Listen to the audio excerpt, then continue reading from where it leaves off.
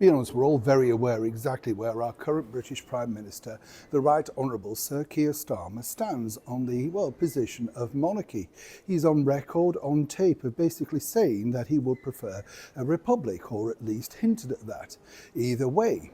And then, of course, earlier on in his 100-day reign plus so far, he decided to remove some portraits, apparently because he found them, he couldn't work underneath, say, successful leaders like the former British Prime Minister, 3 times winner, some might suggest, of course, of the Right Honourable Margaret Thatcher. So that went out along with Elizabeth I. But now he's got another tricky position on his hand, and this time it's one more current. Let me explain. Morning, good to see you today on the bottom of the underground as ever, running around London, of course. Busy day today with all the political stuff going on.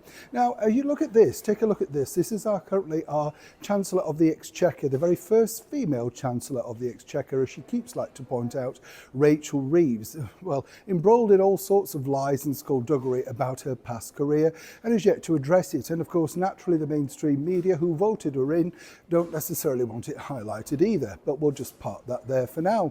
You'll notice that she's got a brand new portrait up behind her. That is, of course, of a socialist that she apparently inspired by, and those are the sort of pictures that she wants around her as she works upon our budget and moving our economy forward.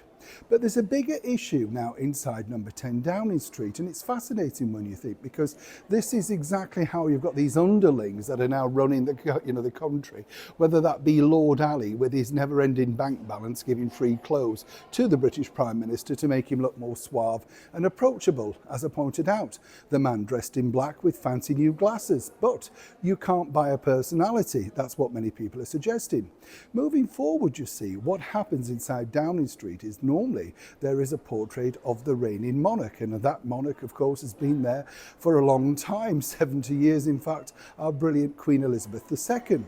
But apparently now, with the sort of arrival of our brand new portrait of His Majesty the King, King Charles III, certain individuals feel triggered each time they see this particular portrait.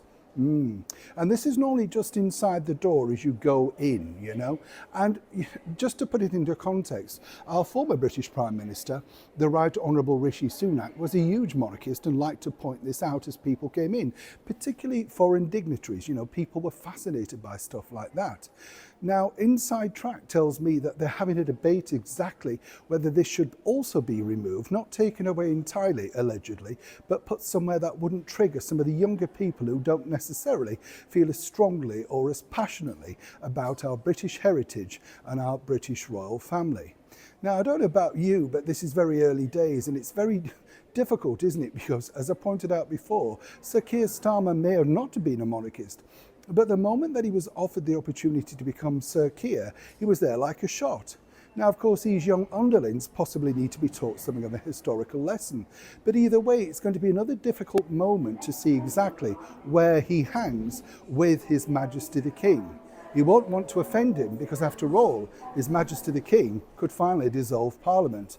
And that truly would leave the problem of Sir Keir Starmer in something of a dilemma that even he couldn't get out of. Either way, tricky times at number 10. Neil Sean in the very heart of London.